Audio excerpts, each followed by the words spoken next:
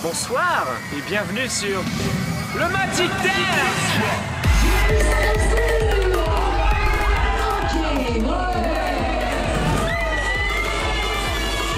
Vous allez bien?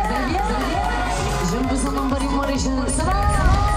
Vous êtes prêts? Vous êtes chauds? Tout va bien? On y va plus vite? Vous êtes chauds? On y va plus vite? Allez, ok, les jeunes, les bras, merci. Tout le monde.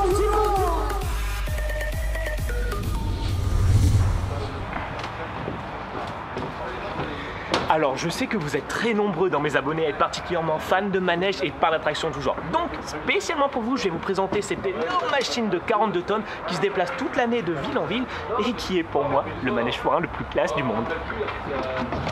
Moi, je suis fan de ce manège depuis que je suis tout petit. Tous les ans, au moment de la fête, j'allais passer mes journées là-haut pour regarder son installation et tout. Et à force de fréquenter les forains et de leur demander des autographes, ils ont fini par me connaître. Vous êtes forain, ça y est, vous êtes là, vous installez votre manège. Je peux avoir un autographe, s'il vous plaît? Oh putain, encore lui. Et maintenant que je connais bien les forains, chaque année je peux réaliser mon rêve et ramasser les tickets dessus. Et comme je connais très bien le manège, je vais vous expliquer comment est-ce qu'il fonctionne et surtout comment est-ce qu'on peut le déplacer en seulement 2 camions. En gros, chaque manège est composé de 2 parties. La partie utile, donc ici c'est le plateau avec les 4 moteurs qu'il y a autour et les sièges qui sont juste là. Tu sais, cet endroit que je dois nettoyer tous les soirs après que t'aies dégueulé dedans. Et la partie décor qui vient se greffer autour et qui ici est assez conséquente et qui n'est absolument pas indispensable au fonctionnement du manège. D'ailleurs, si vous avez déjà été dans une fête foraine le tout dernier soir, vous avez pu voir que les forains ont démonté à l'avance toute la partie décor pour pouvoir partir le plus rapidement possible. C'est ce qu'on appelle le dégarnissage. Parce que ça dégarnit l'aménagement. Donc la première remorque fait partie intégrante de la partie utile. Là par exemple, je suis debout sur la remorque du camion.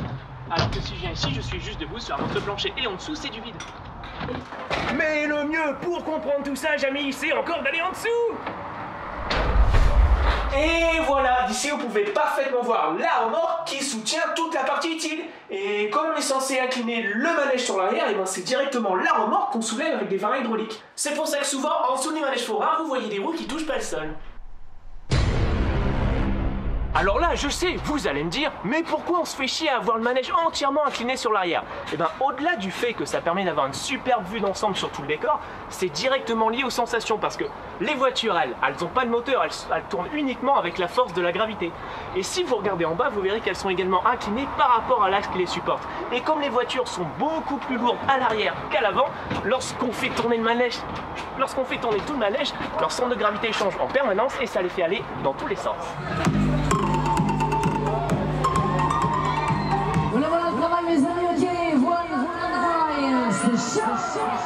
C'est ça qui fait que les sensations de ce manège sont aussi incroyables. Bon, moi par contre, je me suis habitué un peu.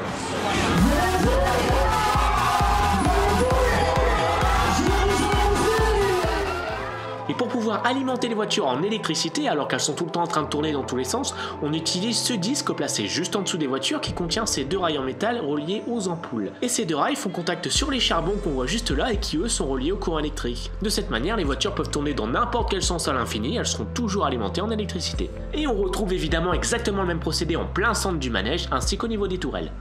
Le manège, lui, repose donc sur ce point central sur lequel on a accroché ces 4 putains d'énormes bras et qui supportent à chacun les 4 moteurs hydrauliques qui viennent faire tourner les tourelles. Et les tourelles à leur tour supportent les 4 voitures dans lesquelles tu viens poser ton gros cul. Et le tout est surmonté d'un plateau en aluminium qui repose sur des supports en forme d'équerre.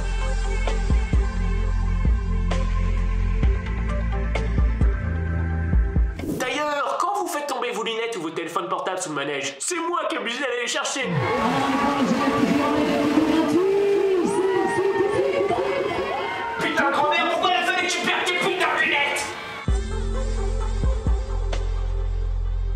Et pour pouvoir replier toute cette plateforme sur une seule remorque, vous allez voir que la conception du manège est vraiment très bien pensée.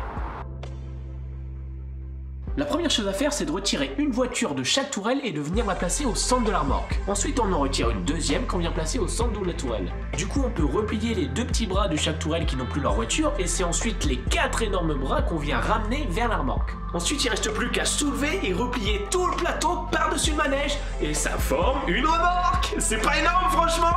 Et pendant le montage, c'est vraiment impressionnant de voir cette énorme remorque se soulever vers le haut et le plateau s'ouvrir tel un oiseau majestueux qui déploie ses ailes pour prendre son envol. Qui a écrit cette phrase de PD? Et pour installer un manège comme ça, il faut environ 2 jours complets pour une équipe entre 5 et 7 personnes. Et il y a plusieurs centaines de pièces, parfois ça peut peser plus de 200 kilos, et tout ça, et ben, c'est porté juste à la seule force des bras des ouvriers. Moi je me souviens il y a quelques années, mon rêve c'était de partir en tournée avec eux pour monter et démonter le manège dans toutes les villes, partout dans la France. Et puis un jour je les ai aidés à faire un montage pour voir et j'ai arrêté d'avoir ce rêve en fait. Je crois que faire des vidéos c'est pas si mal finalement. Non franchement entre nous je sais pas comment eux ils font pour tenir toute l'année quoi, mais c'est un métier de fou. 1, 2, 3, allez!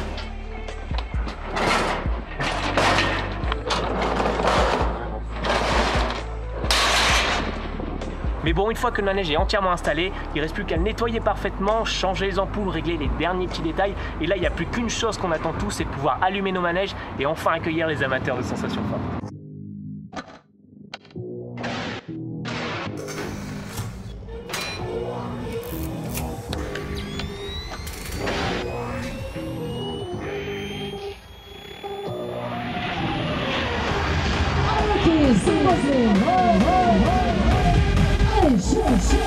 Allez, ok, les jeunes qui ont maintenant le petit peu dessus. C'est bon.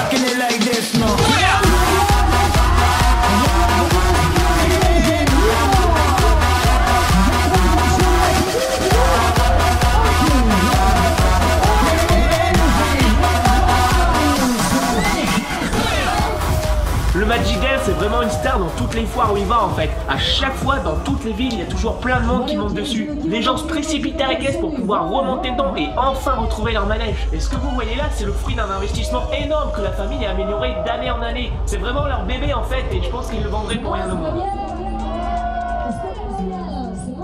Moi je suis super fier d'avoir réalisé mon rêve et de pouvoir enfin bosser sur ce manège. Même si c'est que pendant quelques jours, c'est un plaisir énorme pour moi d'accueillir les gens ici, de les installer, de les rassurer parfois si besoin, et juste de les voir arriver avec le sourire quoi. Et c'est exactement ça que j'adore dans le Magic Dance.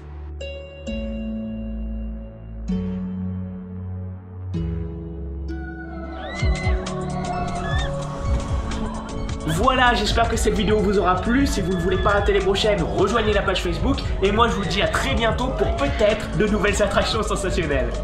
Allez, ok, les jeunes,